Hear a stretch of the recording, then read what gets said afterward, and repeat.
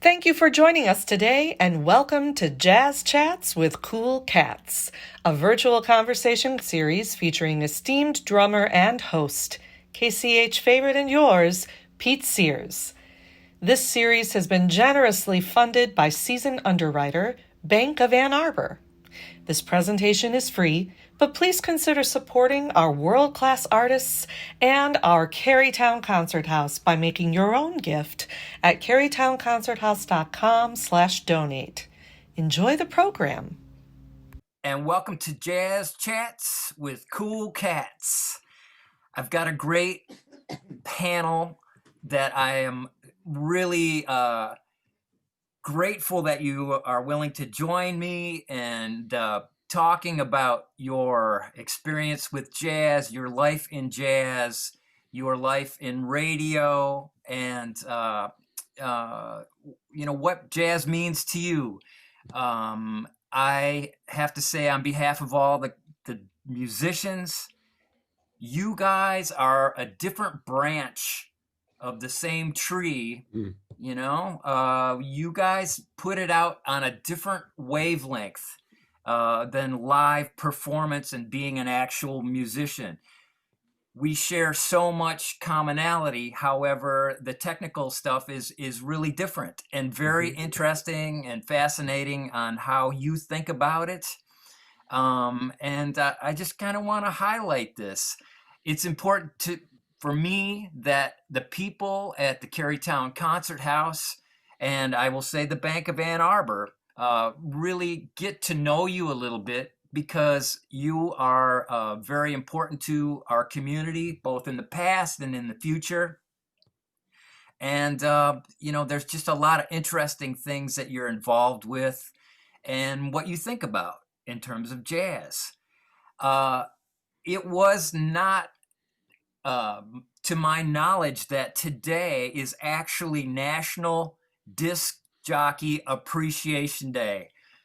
I guess I wasn't thinking like that, because there's whatever kind of day, but all of a sudden it just there it was. And I was like, oh my gosh, that's pretty cool. So I want to celebrate that for you guys. And this is a great way that you can understand how the Kerrytown Concert House has remained vital, and is, in terms of performance, is pivoting to different kinds of ways to stay valid. And this is what we got right now. COVID has taken us all by surprise, and we're trying to get through it. The way I feel about it, with the vaccine in our midst, and some of you, Linda, I think you got it, right? No, not yet. Soon. George, you got it yet? Not yet. Okay, we're getting close. To me, I want to think of it as we're on the 90-yard line and we're heading right for the touchdown. So let's everybody just be cool and try to get through this best we can and score the touchdown and get on the other side. So everybody seems to be well. I hope you are. Yep. All of you and yours. And once again, thanks for joining me. I would like to introduce George Klein first. George is the creator, and was the creator and the host of the Groove Yard on WEMU. This was like late 80s, throughout the 90s, into the new century. And you had a specific kind of thing that you were doing, and I found that to be really unique in the programming of what was happening. It was like modern jazz. So George, help me out here. What the concept of your program was? Concept really started with the long playing record. And I wanted to focus on what was going on in the music when musicians could record with more than 3 minutes. And they had all this time at their disposal, and they could really stretch out. And the result was those long playing records, which are now sort of ancient artifacts, I guess. But they were big. They had lots of liner notes on the back, and you could get more of an in-depth sense of the musicians and their approaches to the music. I wanted to focus on that. And once I started with that concept, I started focusing on individual artists, and I would do maybe 2 or 3 shows on the same artist. So it was more of an opportunity for me to dig in and to maybe trace an artist throughout his career. That's really how that went, until there were some, I know Linda knows more about this than I do, but there were some technical limitations or some rules that prevented that heavy exposure on one artist. That And Digital Millennial Copyright Act. That's it. That infamous Digital Millennium Copyright Act. It meant you couldn't do any more than what, three tunes by an artist. Yep. Yeah. And so I started changing the shows then, and I would work more on themes than individual artists.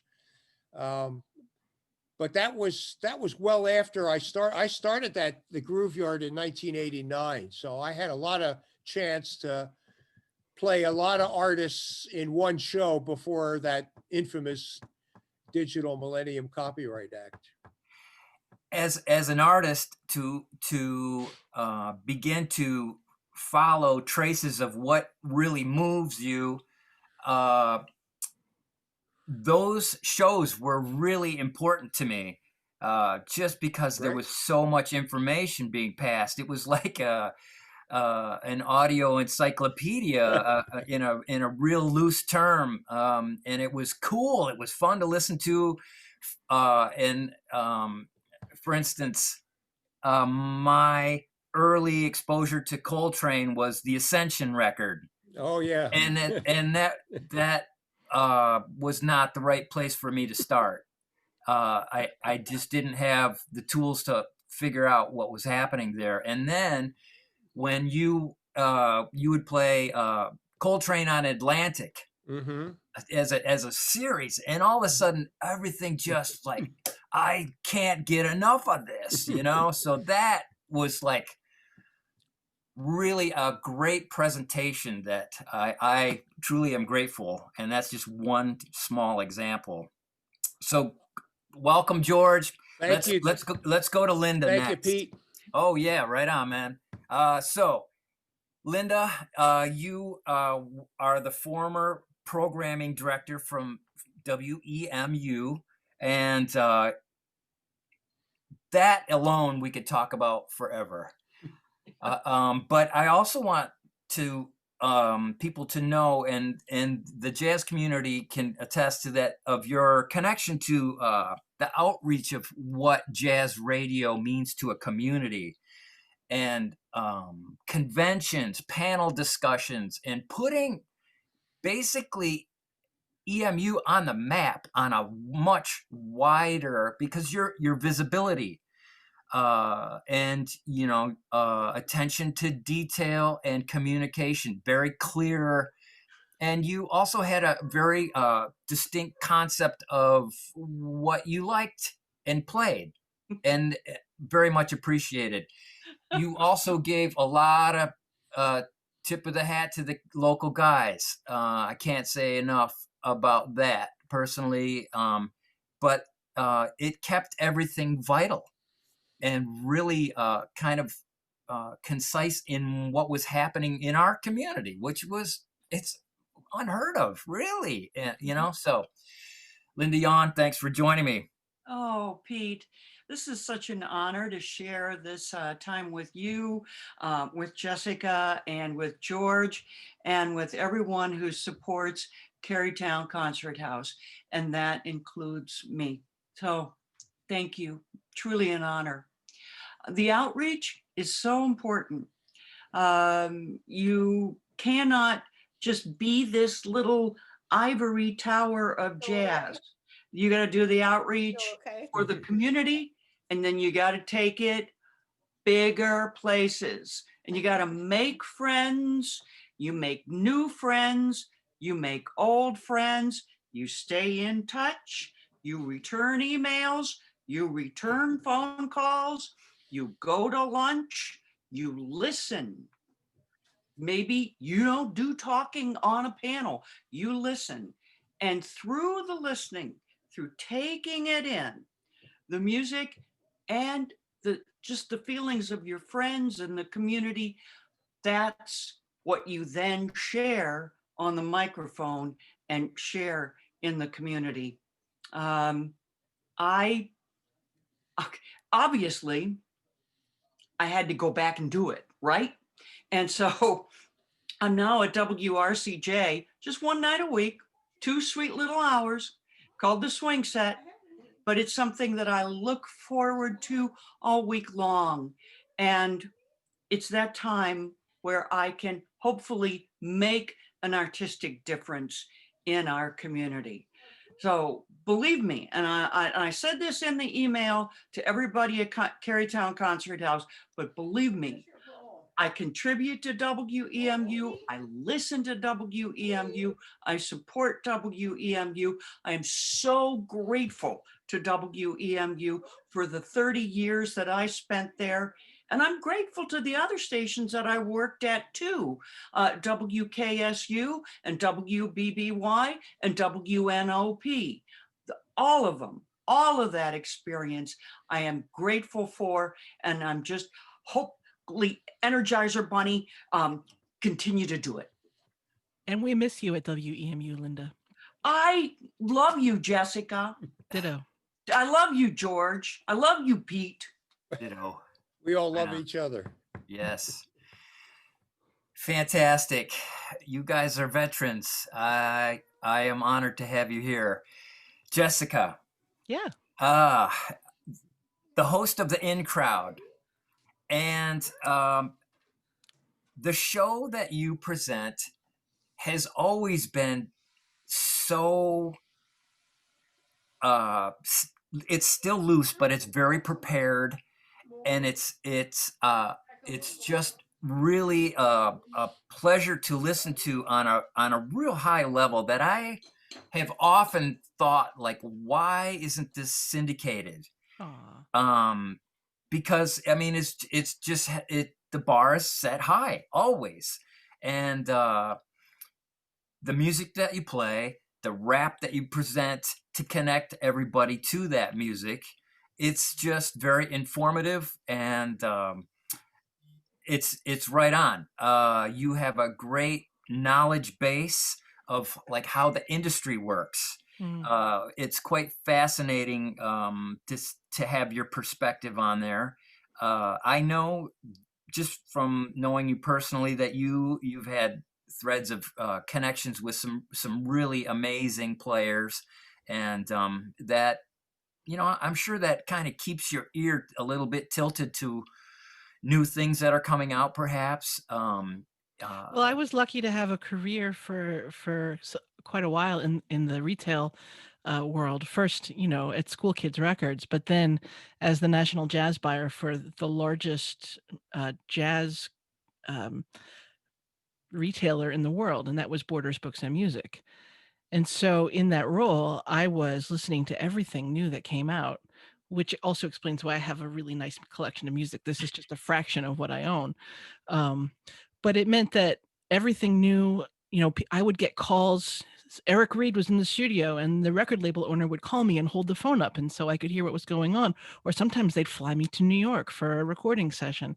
And so, I mean, I was spoiled, but I also really got to understand, you know, what kind of music was inspiring people, and what it took to get anywhere in the music industry as a musician, how hard it was, how much luck was involved, and how much of that luck could be helped along by someone who might have the ability to make decisions to influence that luck.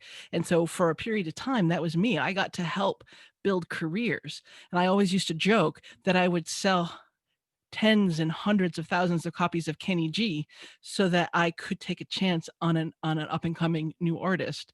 You know, we would churn through all of that smooth jazz, and that meant that I had a budget to invest in new artists. And that was, I mean, I felt like a little godfather for a little while. That was godmother. That felt pretty cool.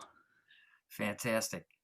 And really an interesting perspective, bringing that retail knowledge to the microphone. Like, this is different now, even.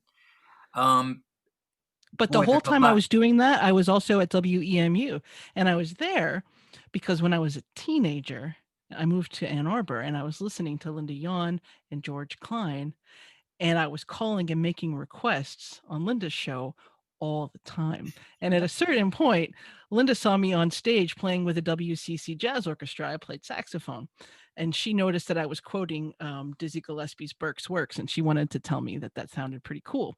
And then she said, what are you doing after me? Like, what's your next move? And I said, well, I want to go to New York and take over the music business and maybe go to NYU and study music management.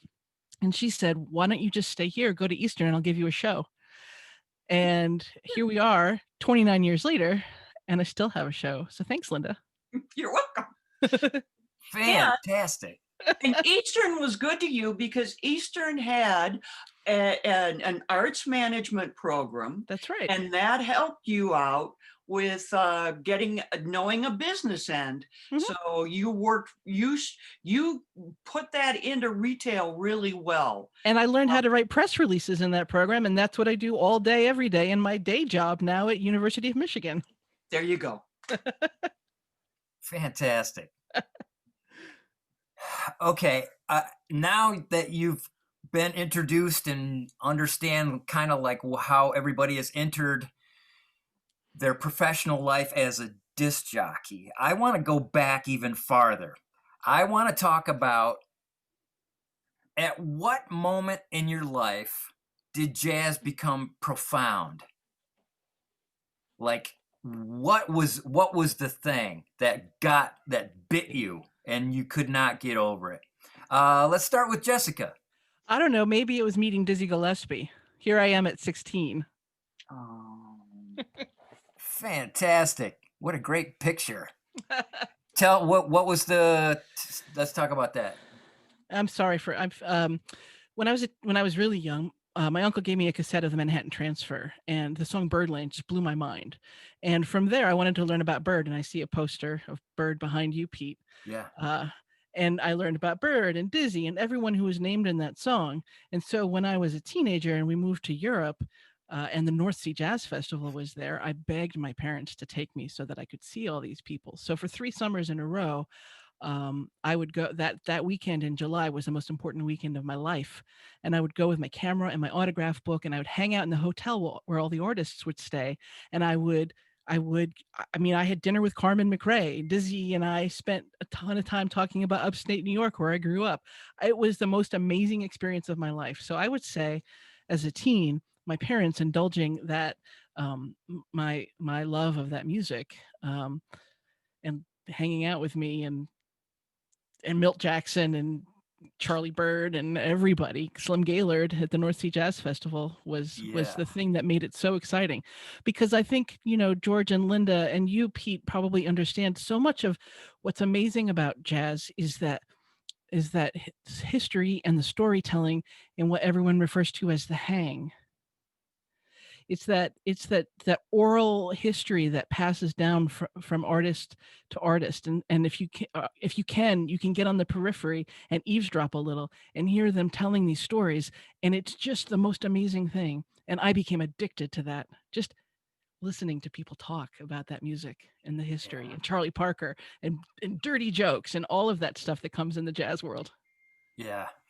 I remember playing that North Sea Festival with Russell Malone, 1993, I believe it was, and it was in the summer, and walking into the lobby of that hotel where all the cats stay, right. And people are lined up. There's boxes of records that people are trying to get signed. It was like, wow. I mean, like it was just, but that's where you wanted to be, you know.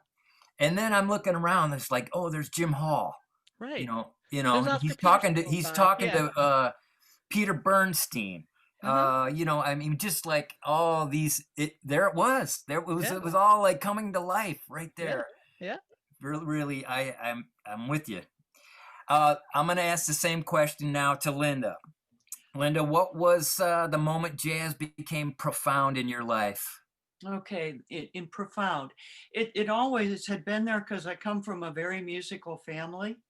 My mother was a singer of sacred music, but she really liked swing sounds. So did Dad.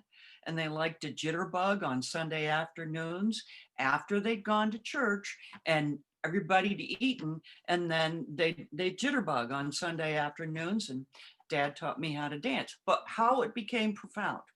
So I am a radio nut. And my mom gave me her father's radio. It's a big old tube radio. And this thing glowed when you turned it on because the tubes warmed up. And my bedroom was above the garage in Buffalo, New York. Coldest bedroom ever. So I took the damn radio into bed with me because the radio warmed up. This is true. And I dial around. It was an AM radio. And I found the AM Clear Channel station out of Rochester, New York. And I listened to the all-night jazz show. So one night, something was just so wonderful. In fact, it was Cannonball Adderley. It was Sackawow. And I remember this really clearly, Sackawow. It was so good, I'd never heard it. I turned it up. And I thank goodness I didn't wake up my little sister or burn her, with the radio like that. My mother heard it. And my mother opens the door and she says, "What's going on here?" I go, "I'm listening to music." She says, "Where's the radio?" And the radio was under the blankets. She said, "You can't do that. You could have burned us all down. Take that radio out of the bed. I'll get you some extra blankets." And then she turns on her heel and she says, "What were you listening to?" And I go, "I don't know, Mom, but I really liked it." She says, "Turn that up." So I turn it up even louder. And she says, "Do you know what that is? Do you like it? You like jazz." And she smiled. Now turn that thing off. Now I will finish up the story. To help me listen to my jazz, she wrote to her dad in Bucyrus, Ohio, who was an audiophile. And he sent me, unbeknownst to my knowledge, a state-of-the-art transistor radio so that I could listen to the radio under the pillow at night. That's my story. And that's really when it became profound. I was about 16, 17. Oh, that's a fantastic story. I love that. Wow. George, I want to ask you this too. At what moment did jazz become really important for you? Okay, this is going way back for me when I was still in high school, and I didn't know anything about jazz, and I was listening to rock and roll as everybody else was. But this guy I came to know in my class came from a different kind of a household, and he invited me over there one day, and there was this big stereo, and he had some of these jazz records. He played some Miles Davis for me. I think it was Kind of Blue, maybe. And the whole thing was just different. And it kind of intrigued me. But what became a passion for me was just trying to find more of it. Because not too long after that, or as soon as I got out of high school, had to move to California in San Diego, and there was nothing there at that point that was even close to jazz. So it was sort of out of reach. And I got enough of a taste of it when I was still in Philadelphia that I wanted to pursue it, but it really became a struggle to find it. And so it really became more of kind of a quest. So I would haunt music stores, and especially used record stores. And I began to buy a lot of albums and sort of I worked at it that way. I went from San Diego to Eugene, Oregon, which wasn't any better in terms of jazz radio. And it was really the absence of jazz radio that made me interested in getting at it somehow, pursuing it somehow. And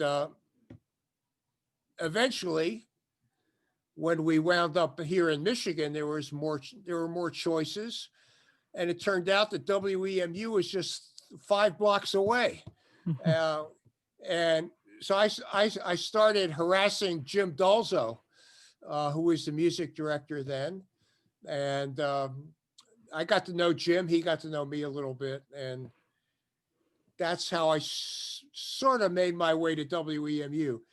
But the point of all this is that what was intriguing to me was what I was having a really hard time hearing on the radio, because I wasn't in a place where there was jazz radio that was available. And while my main occupation at that point was graduate school, so I was studying English literature, and maybe it was the discipline of that pursuit that made me go at jazz the same way. And so when I finally did figure out that I could do this on the radio, I did want it to be more thorough, I guess. So I was interested in how these musicians got to play with each other, what their inspirations were, what similar artists were like, and all that. So it became more of pursuing the background. But it was all because it was not so readily available at the start. That's interesting. We always have to be like searching down the left side of the dial. That's kind of where it lives. Yeah. And occasionally you can find little spots in other places, but that is one common thread that I have found around the country. Just so let's talk a little bit about the future of like where jazz radio is headed. It's kind of the internet has changed a lot for everyone, and there's just an abundance of choices. However, everybody kind of has a thread of what they really like, so that makes it a little bit even harder to find sometimes. Whether it's whatever, everybody has their personal taste in jazz because it's such a vast art form. Let's start with Jessica. Where do you think things are going to be going in regards to radio? Yeah, it's such a difficult question. I think what radio with a host offers that streaming doesn't is someone curating that for you. Now, I pay for Spotify. I appreciate being able to find music that I want. But sometimes I want someone else to pick it for me, and I want them to tell me about it. And I find that actually often I want that. I don't want to go through the work of building a playlist and on Spotify, and finding one that really fits my mood is difficult. But boy, turning on Michael Jewett during the day and having him delight and surprise me, or play something comforting that I already know that I didn't even know I wanted to hear, and then talking about it, that's a thing that I think people will hopefully continue to want. I think that the future of jazz radio absolutely is, if there's a future for jazz radio, which I hope there is, it's about your local people connecting with you over music and talking about your community, providing community. And again, like I said about Michael, and it's my goal too. My goal is to delight and surprise and inform. And it's hard to get that when you're choosing your own playlists on Spotify and streaming services. Now, I think where we have to be more adept in radio and public radio is providing the music in the format and in the time that people want it. So what we have to do is figure out how to work around copyright, the Digital Millennial Copyright Act, and all of these other streaming laws that make it very difficult to present music on podcasts, and figure out how we can deliver on-demand music to people over the internet. So that's the big challenge right now, is figuring out how we can deliver the music and the programs to people, not just at certain times over a terrestrial radio that so many people don't have anymore, but rather making it available when and where and how they want it. I think the curation of the presentation is so, oh boy, if you don't have it, it's just so much of it gets by you. You have to hear it. You have to have the artist tell you what they were thinking about, then all of a sudden you're in their headspace and you're hearing the music differently. And I think it's just so important with the lack of liner notes, etc. It's Right. like, oh, that was cool. What's next? It's one of the reasons why I still have all my records and CDs. People say, why don't you just digitize it and you'll save all that space? But I feel like I have a responsibility to have all of this information available to share it with people, because otherwise it's lost. You don't have any of that information when you're streaming. And there's so many stories in liner notes, even if it's not written as a story. If you listen to 3 records in a row and you see George Duvivier's playing on all of them, well, there's a story there. Right. Let's go to George on this question. George, you have participated in internet radio, so maybe you could just address that a little bit and talk about where we are and where do you think jazz radio is headed? Well, yeah, I have done a little bit on the internet radio. It was the way I got there was that after I left WEMU, I wanted to keep making shows and I needed to put them somewhere. I needed to have some kind of outlet. And, but I don't see those internet stations as filling the same role as a terrestrial jazz radio station does. I think the first big challenge is figuring out whether a jazz radio station, say WEMU, for example, is going to be a big player on the internet. If there is some ambition to do that, it's going to require a whole special direction. But I don't think you can even get to that point until what you do to your local audience is really solid. I keep thinking back to my time at WEMU. This was really after Linda got going, and we had all these events around town. We were a real presence. We were in Depot Town. We were in Frog Island. We did live broadcasts of the Montreux Detroit Festival, all that stuff. And that's really what gave us a kind of identity and a kind of core.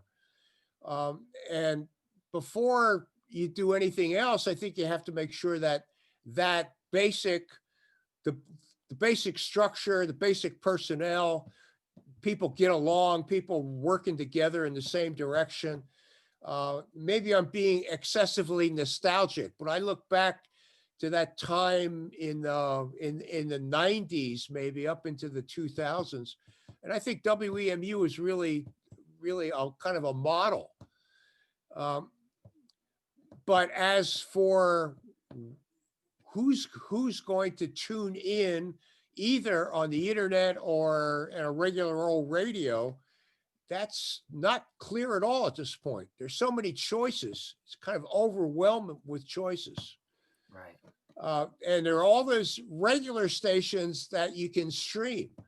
They're not they're not necessarily internet stations, but they're, you can get WBGO, you can get the jazz station in California. You can get all those stations that serve an audience, but now you can hear them over the internet.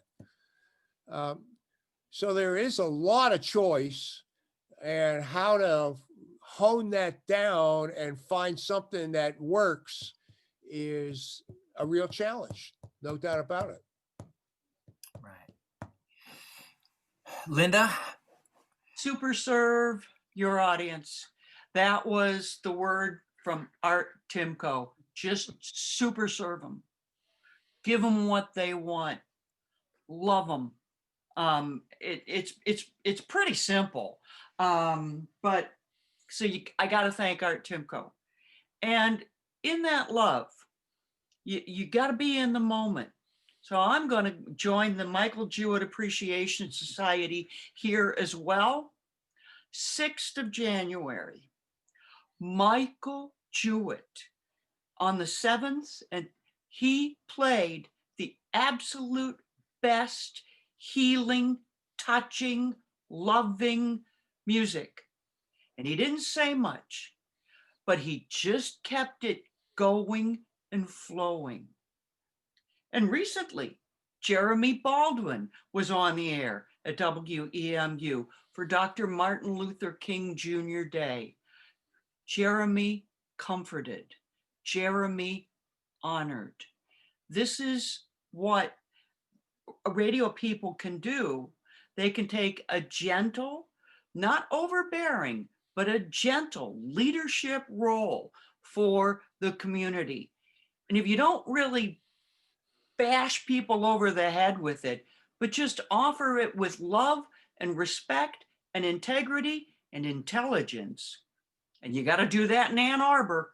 You can't josh them in Ann Arbor. But if you do that, they'll follow. If it's real, they'll follow. Right. I completely understand that. And once again, to say that presentation of being able to put it out there will draw the listener in. So really great. Thank you for all those great contributions. So just looking at the clock and kind of pulling this back together, we could go on and on and on, but I have so much gratitude for all of you, because I have my driveway moments that are etched in my bones with all of you. And you have been responsible for pulling me in directions I would maybe not have gone. And that is really important. And also your community outreach has just been really, that's a really important piece of that puzzle. And I appreciate all of you of what you've done.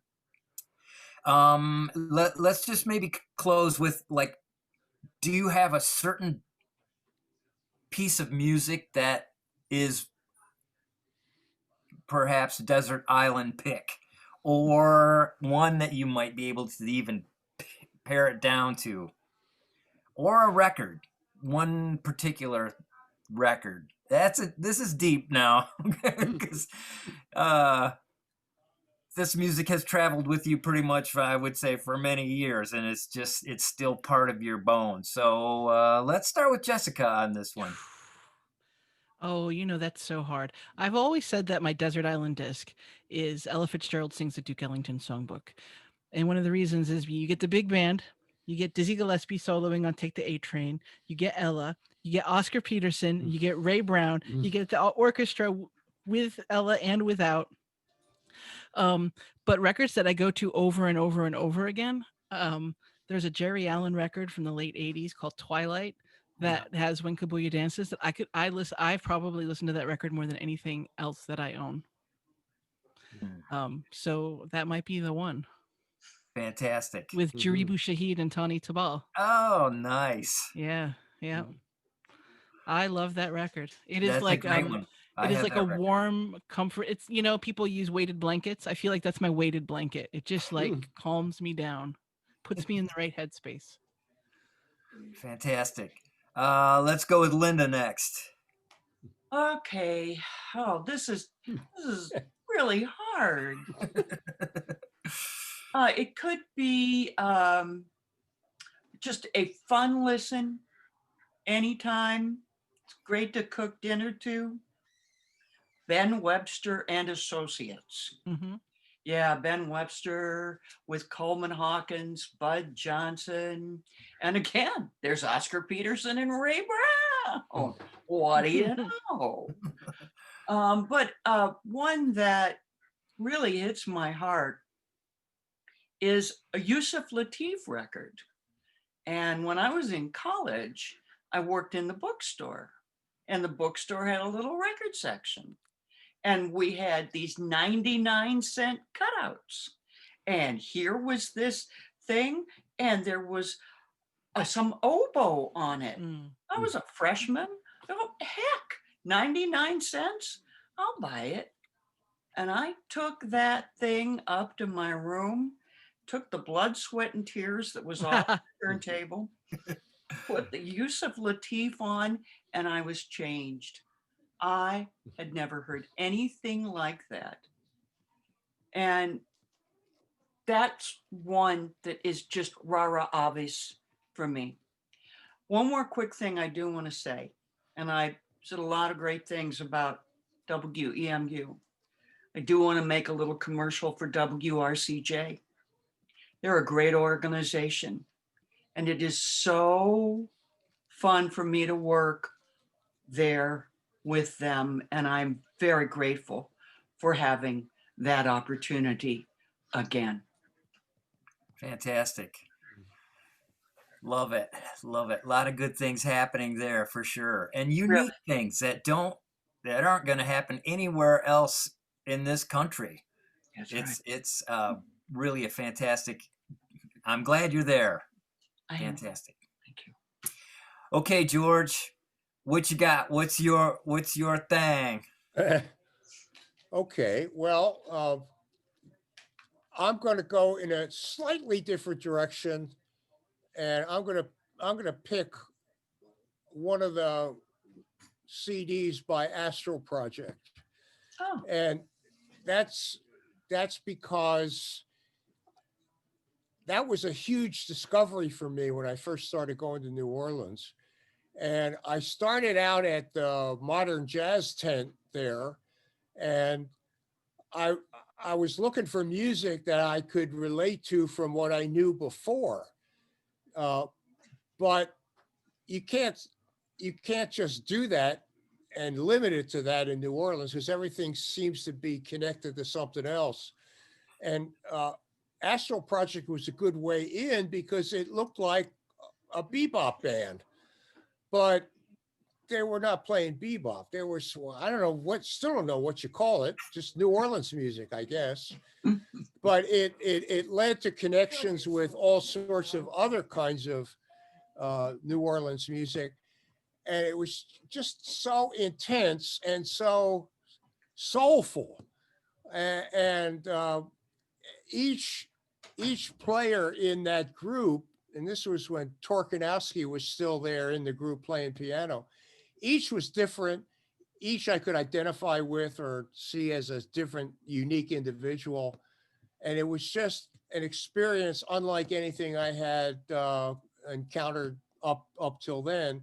And it led me into all sorts of other kinds of New Orleans music. So that's that. Any of their CDs, I did get their first one, simply called Astral Project, and that's as good as any of them. Yeah, fantastic. Okay, you guys, we're gonna wind this up. I love you all, and I appreciate what you do with your time and putting out on the airwaves, and what you have taught me over the years has been immense. And we share the love for this music called jazz, and it runs deep. and it has affected us on a big way. And so I am grateful for you helping me out and helping the Kerrytown Concert House to kind of just keep things moving forward in this very strange time. You know, And Pete, as you mentioned the Kerrytown Concert House, I just realized as you're saying that, I'm looking up at some of the CDs that I've got facing me for inspiration while I record my show here. And of the 4 CDs that I have that were autographed by the artists, 3 of them were autographed at the Kerrytown Concert House. Bob Dorough, James Moody, and Sheila Jordan. So I would say that I have also been deeply inspired by music that I've been able to see at the concert house. So I'm grateful for the concert house. Oh, yeah. just being able to play there, it to me is a sacred space because it's just so intense. It's right, what comes out of your sound goes right into your ear. We're not talking about headphones or audio quality. It's just raw, man, and it's real, warts and all. I love it. There's really there's a few places in the world that are like that, but we have it right here. So we're really Lucky us. fortunate. And thank you again to the Bank of Ann Arbor for kind of like helping us through this time. I got a little KCH love to share too. So last night there was a Zoom call for the Southeastern Michigan Jazz Association board to meet. And we share stories when we do these meetings. And one of the stories that came up was Stanley Cowell in performance at Kerrytown Concert House. And he was magnificent. And he ended up just pretty much owning the entire block in the Kerrytown district because his music was so powerful and so perfect. And he was so just relaxed and majestic at the same time. And he was so comfortable in that space. And he loved that piano and he loved that audience. So that's a little appreciation for Kerrytown Concert House, an appearance by the late, great Stanley Cowell. Fantastic. I think one of the most important aspects of that kind of a space is how close you are to the artist. There's just no way that you can feel that it's a distant formal concert experience because it's just so intense and you're so close, and there's all kinds of opportunities to talk to that artist during the break, so it's a really intimate and powerful place to experience music. Jessica, anything to close with? I just appreciate the opportunity to talk to other human beings. Thanks. This is fun. Yeah. Let's talk about jazz every day. That's yeah. Fantastic. Okay, you guys, we're going to wrap it up. Thanks, everybody. For those of you listening, keep the concert house on your radar. And everybody be safe, be well, keep your radios on. And thank you all for participating in this little discussion. I had a great time, and I am really grateful. Thank you, Pete. Thanks for the invitation. You got it. Okay, good night, everybody. We'll see you next time.